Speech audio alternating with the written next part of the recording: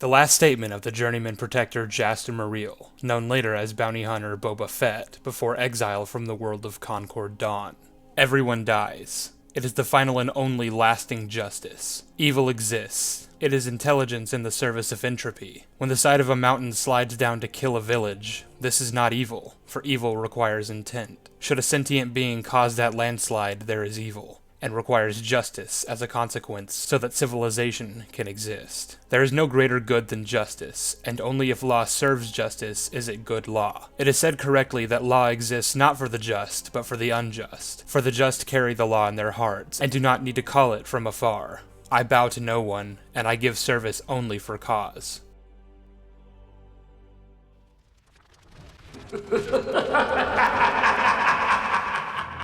Hey, you there.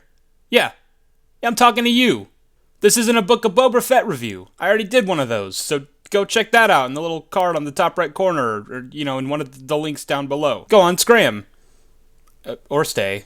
You're totally welcome to stick around. I mean, the more the merrier. Hell, just watch both videos, I won't complain. This video is going to focus on many of the flaws in the Book of Boba Fett, kinda like in my actual review, but I also want to present my own ideas about how they could have potentially been done differently. Because when you dig down deep enough under the absolute dung pile that is this show, there are actually a lot of cool concepts to work with that would make such a compelling show, given better writing. I've done rewrites before for The Last Jedi and The Rise of Skywalker, like a couple years ago, but I'm bringing it back because I've had a lot of time to think about this show and the things that I would have done differently. But for those unfamiliar with my rewrite videos, let me break it down for you. I typically like to limit myself to certain rules because, knowing me, I have a tendency to go a little far in a few places when left creatively unchecked. With the 2 sequel rewrites I did, I decided I would still have to abide by what movies came before rather than come up with absolutely everything from scratch. And similarly to that, I'm gonna have to do that with this show. Because if I had it completely my way, a show about Boba Fett after escaping the Sarlacc pit would have an entirely different premise.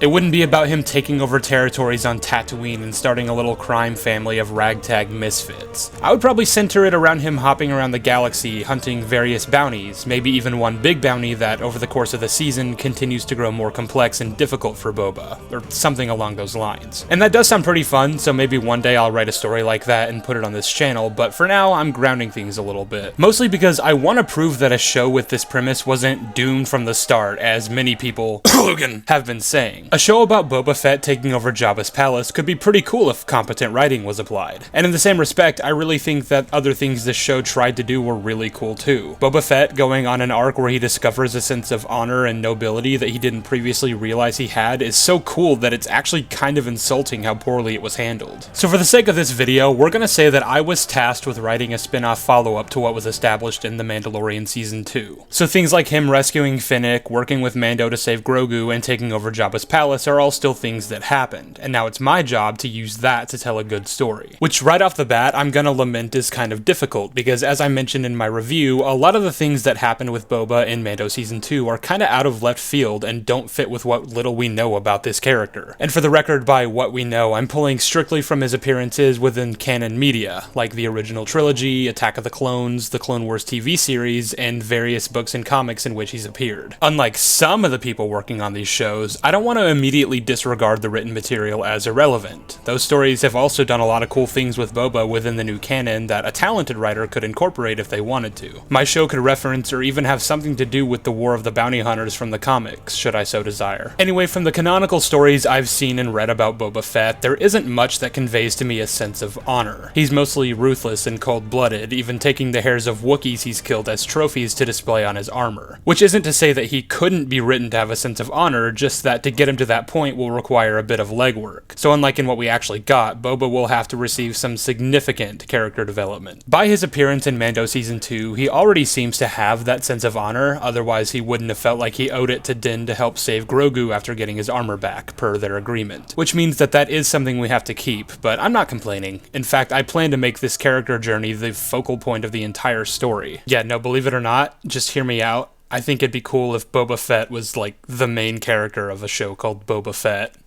That's just me, though. And the way I plan to do this is with flashbacks. Yes, I know, the dreaded flashbacks that bog down a lot of the actual show. But flashbacks are obviously not inherently bad, and if used correctly can serve as an integral way to catch the audience up on some things that they need to know. Since the Mando Season 2 finale takes place 5 years after Return of the Jedi, there is a bit of backtracking we're gonna have to do to get the viewers up to speed. For one thing, we'll need to show Boba getting out of the Sarlacc pit and what he then spent the next 5 years doing. And for that, I am actually gonna cheat just a little bit. I think it's best to devote the majority of the first season to this particular point in time, picking up Boba's story immediately after Return of the Jedi. I figure with so much to explain, and because as I'll elaborate on further later, I want the flashbacks to focus more on Boba's childhood, I want the present-day storyline that picks up after Mando Season 2 to be saved for the inevitable second season of this show. But unlike the Book of Boba Fett, I'm not gonna have him spend a nebulous amount of time playing Stockholm Syndrome with Tusken Raiders. No, I plan to do something interesting and that would actually fit with the character as we know it. And I should say, we don't really need the Tuskens to teach Boba about honor, family, or whatever. I think a near-death experience like he faced when he fell into the Sarlacc pit would be more than enough to rattle even the most fearless bounty hunter in the galaxy to his core. I could easily see this event being traumatic enough to have Boba start rethinking the course of his entire life. Maybe he starts contemplating the choices that brought him to that point, the people he hurt or killed without any regard because a paycheck used to matter to him more than a sentient life. And maybe it still does.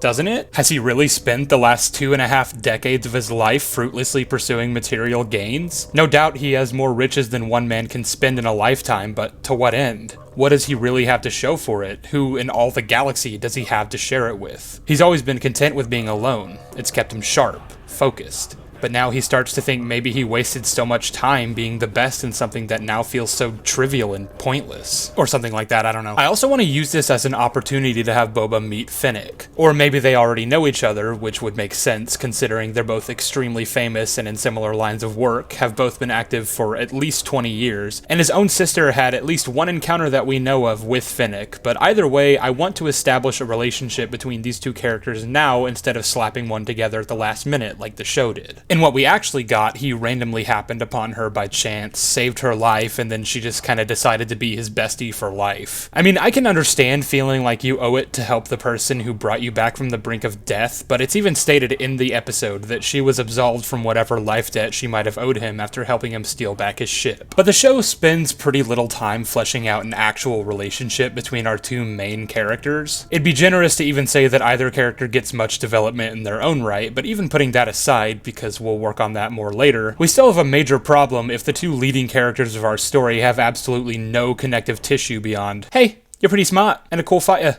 I'm gonna go take over that criminal empire over there. Wanna come? So what I want to do instead is have it be that she's the one who took him in and helped him back to health after escaping the Sarlacc. We can write in whatever excuse we want for her being on Tatooine at this time and in this place. Hell, we could even retcon it so that she was just on Jabba's sail barge in the background somewhere when it exploded. I mean, if Bib Fortuna and Max Rebo can survive that, she can too. At first, I kind of wanted to use Dengar for this to sort of pay homage to what happened in the EU, but like I said earlier, I'm trying to keep consistent with the canon written material, and that conflicts with events that take place in the Aftermath trilogy. Besides, I think giving this role to Fennec instead works better to help develop a dynamic between her and Boba early on in the show, so I'd say this was a better decision. But that's not to say Dengar won't be in the show. I can't imagine anyone would sit down to write a show all about Boba Fett post-Jedi and not bring in at least some of the classic bounty hunters from Empire. I mean, that would just be laughable. Who in their right mind would do that? Dengar will appear, as will Bosk, IG-88, 4-LOM, and Zuckuss, some as allies, some as enemies. Some as enemies turn to allies, or maybe some as allies turn to enemies. I mean, right there, just with the few characters that feel like a no-brainer, we've introduced a potential for conflict, character dynamics, and world-building within the criminal underworld of the New Republic. So the way this would work would be to open the show about the same way as the actual show, with Boba escaping the Sarlacc and getting stripped of his armor by the Jawas. The only real difference would be that he's not conscious at any point during the removal of his armor, so we would have no way to reasonably deduce that it was stolen by Jawas. And he also wouldn't at any point later stupidly believe the Sarlacc still had his armor, since he would remember that he was wearing it when he escaped. And then, instead of a band of wandering Tuskens, twins coming along and dragging him back to their camp, he's approached by a blurry silhouette, and as his eyesight adjusts against the harsh twin suns, we see the familiar mask worn by Fennec Shand staring down at him. She takes him to a makeshift shelter constructed by the rubble of the sail barge, and does what she can to nurse him back to strength. There will be a scene where maybe he wakes up and violently lashes out against her, still not entirely lucid and considering her a potential threat. And she would easily subdue him, of course, since he's barely hanging on to strength as it is. After he finally accepts that he's not going anywhere for the time being, he becomes more relaxed. For the majority of the episode, he doesn't talk, nor does she. She mostly goes about whatever tasks she needs to keep them both alive, like building a fire, or maybe fighting off a bloodthirsty pack of womp rats, until finally Boba is strong enough to sit upright. Fennec finally explains to Boba that she was taken prisoner by Jabba when she arrived on Tatooine looking for a target, who she'd had reason to believe was hiding out at his palace. When the barge went up in flames, she managed to break free of her binds, and that was when she found Boba. She then says that in exchange for saving his life, she wants his help getting into Jabba's palace to get her ship back, and once that's done, she'll be on her way and he'll never have to see her again. Then the basic plot of episode 1 shows them trekking through the treacherous Dune Sea back to Jabba's palace, maybe even encountering a band of sand people, wherein he might even get a hold of a gaffy stick. And finally they reach the palace and are immediately attacked when the de facto leader, Bib Fortuna, recognizes Fennec and aims his hired guns at them. During the chaos, her ship goes up in a blaze, but they manage to get to where Slave 1 is docked and evade capture just in the nick of time. Fennec tells Boba that he can just drop her off at the nearest spaceport and be on his way, but instead he asks her what type of target she was looking for, and she tells him that she was hired to assassinate a man named... Well, it doesn't really matter, it can be any generic Star Wars name. The point is, he tells her he wants in, and she lets him in on the job. The first episode ends with Slave 1 jumping into hyperspace, away from Tatooine.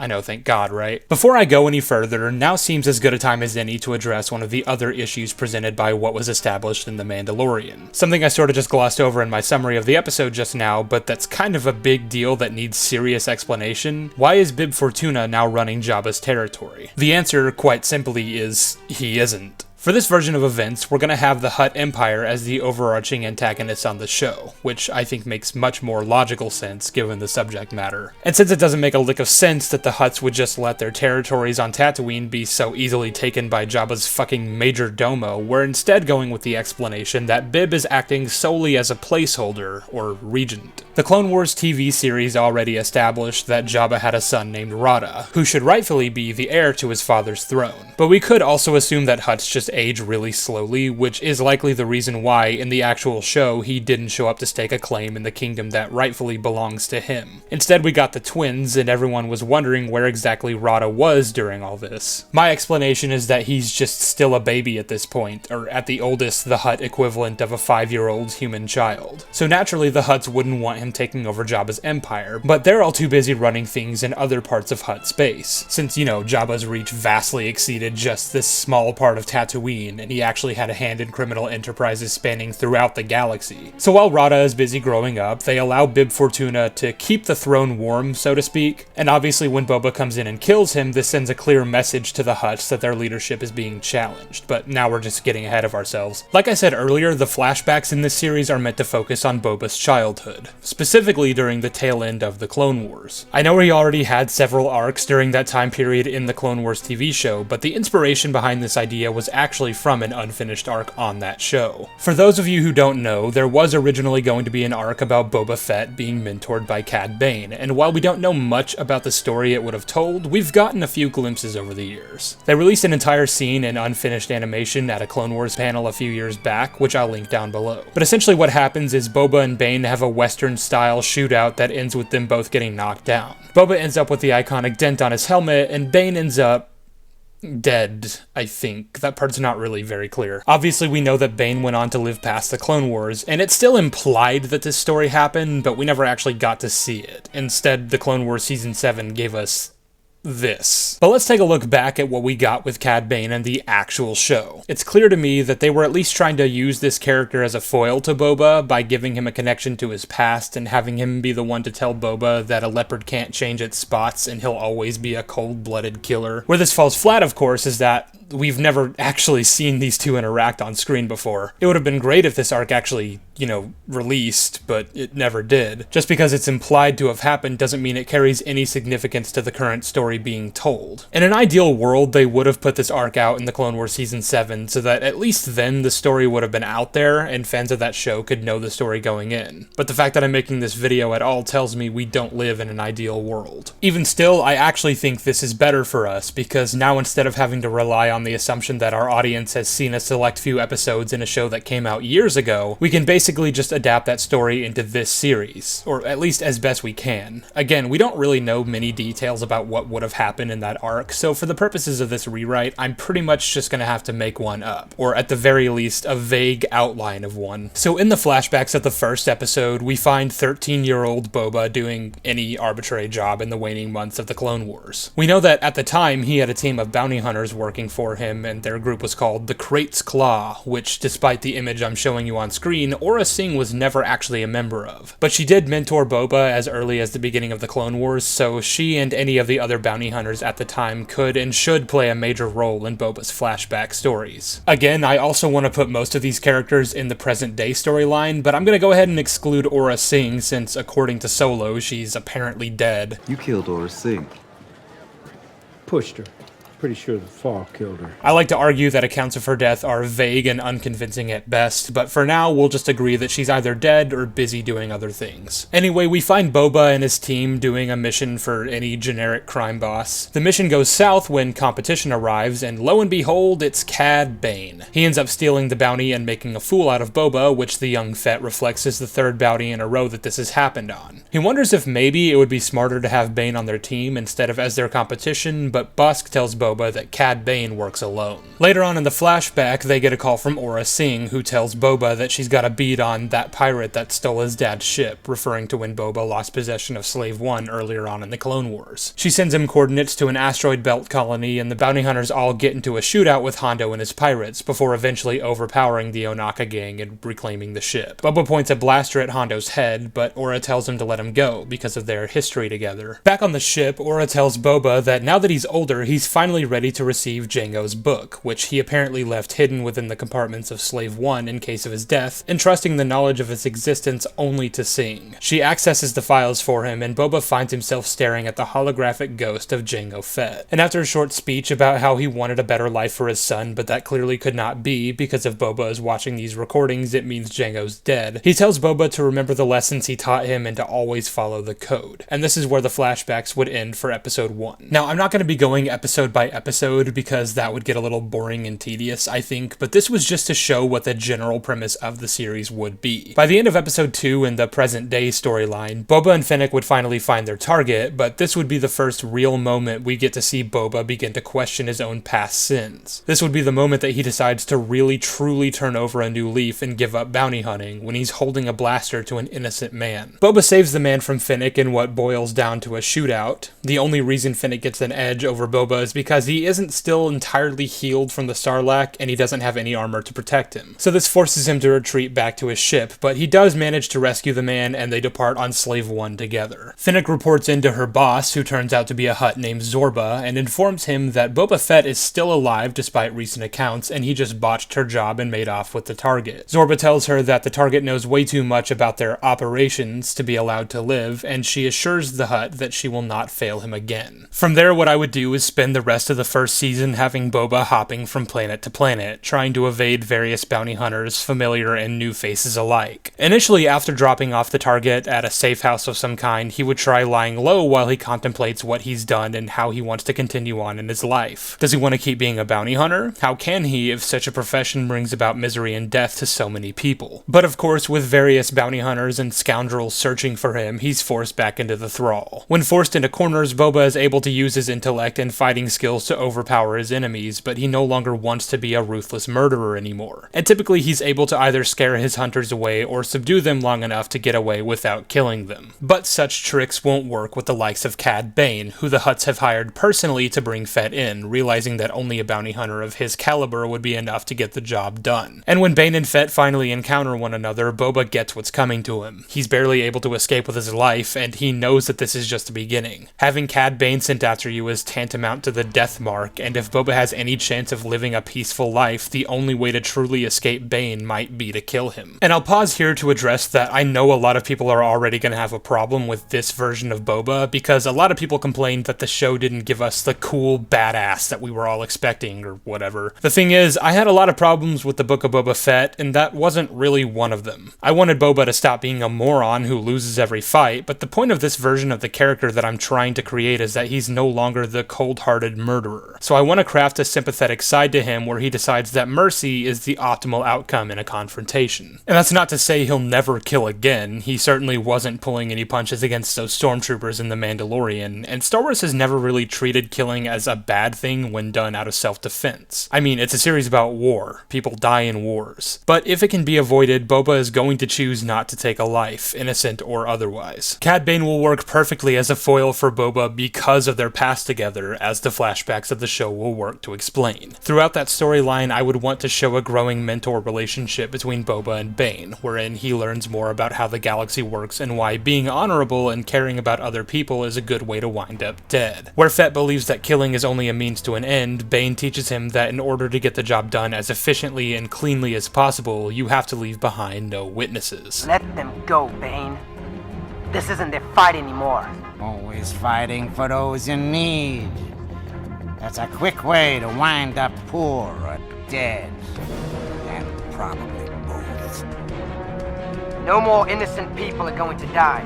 All be locked up, all live in fear. Throughout the story, Boba has his father's book that he listens to, and Jango's entries teach him a very different lesson. While he was a bounty hunter who wasn't shy about doing what it took to get the job done, he also never brutalized or hurt people that were innocent. Jango in this case is Boba's angel on the shoulder, where Bane is the devil whispering right into his ear. This story would come to a head with the aforementioned final showdown between the two, when Boba is forced to choose between saving innocent lives and defeating Bane. The standoff happens similar to how it was depicted in the unfinished clip, with Boba receiving the dent in his helmet, but the thing that I would change would be that Bane doesn't get knocked down. Instead, he beats Boba, as he's done with every other character, kills the very people Boba was trying to protect, and leaves him with one final lesson. Only look out for yourself. From this point forward, Boba is more akin to the version of him we all know from the original trilogy, where he's more jaded to any kind of ethical code and simply wants to get the job done and get paid, caring very little for who has to get hurt or be killed for the ends to be met. He's long since abandoned listening to his father's recordings. The humanity that was once part of him is now a distant, hollow memory. Which is why, in the present storyline, with Bane as his primary antagonist, Boba's newfound realization that maybe he can be more than that ruthless, efficient killer will be called into question. Bane will be a constant reminder of what Boba used to be, and could still end up becoming, and he won't let Boba forget it. He'll tell him he's a killer just like his old man, and no amount of good deeds or heroism can wipe the blood from his ledger. Eventually, when Bane captures Boba and brings him to Nal Hutta to stand before the Hutts for interrogation, this new, honorable version of Boba will resonate with Fennec. Deep down, she'll realize what he's saying is true, that this life they all lead is one of loneliness, that ultimately nothing any of them has ever done has made any real difference. This is the life she chose for herself, but perhaps it was a life wasted. Fennec ultimately decides to betray the Hutts by breaking Boba out, and they nearly escape Nal Hutta together aboard Slave One, but they're hotly pursued by Bane, who shoots them down and chases them through the swamps on foot. While they're running, Fennec tells Boba that the target she was sent to kill has insider knowledge on some sort of plot the Hutts have concocted, but she doesn't know much about Zorba's plans. Finally, Bane catches up to them when they reach a small town, and Boba is forced to confront his old teacher. Bane tells Boba that he's gone soft and asks if he remembers anything that he taught him. Boba says that he does, but he sees now what a fool he was to listen. Bane reminds Boba that he is and always will be a killer, just like his father, and before giving Fett a chance to respond, he draws his blaster quicker than you can even see. But this time, Boba's ready. This time he's quicker. He manages to get a shot in before Bane does, landing one right on his shoulder, and the older bounty hunter goes down hard. Boba then stands over Bane, who, through panted breaths, tells Boba to finish him, take the shot. Boba even considers it for a moment. He wants to, and the blaster is pointed at the old man's face. It would be so easy.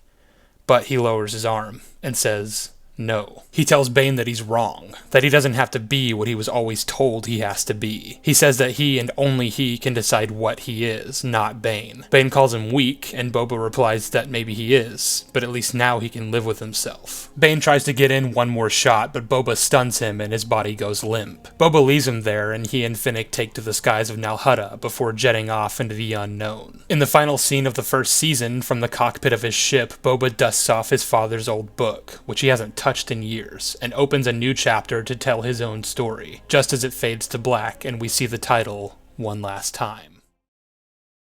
In a post-credit scene, we return to present day, with Boba sitting on the throne of the former Bib Fortuna, and he makes a call which is answered by none other than Zorba the Hutt. Boba tells him that his regent has been taken off the board, and that he is officially declaring war against the Hutt Syndicate. Which concludes Season 1. Season 2 would be about the war between Boba, Finnick, and the Hutt Syndicate, and would be set after Mando Season 2. Maybe even Mando Season 3, depending on when these episodes would all be released. And though I don't plan to write any of that here, I will say that I would use Season 2 to expand on the character of Finnick, who I tried to develop a little bit here, but there was only so much I could do without the story feeling crowded. I think Season 2 would be a better place to expand on her backstory, and maybe even make the focus of the story more centered around her, without, of course, completely sidelining Boba. I think I would also use Season 2 to explain one final question that the Mandalorian set up, which was how did Boba know Cobb Vanth was the one who had his armor, and why did he not go back for it at any point in the show? The way I would explain it would be that Finnick sent word to him while on Tatooine for whatever reason that she had seen a man wearing armor similar to his. Of course, before Boba could arrive, she was shot and left for dead, as seen in the Season 1 episode of Mando, and then found and nursed back to health by Boba. And I'm assuming that there isn't too much of a passage of time between that episode of Mando and the Season 2 premiere of Mando, so we can assume that by the time he felt Finnick was sufficiently cared for and decided to go after his armor, he found that Vanth had already given it to Din. But that just about sums it up. I know many people probably won't agree with the direction I decided to take the story in, but I think it's at least better than what we ended up with, and that's really all I was going for. I just get tired of seeing creators put in the bare minimum thought and effort into telling these stories, so I wanted to prove that a random nobody on the internet could tell a better story with the insurmountable potential that lay with telling a story about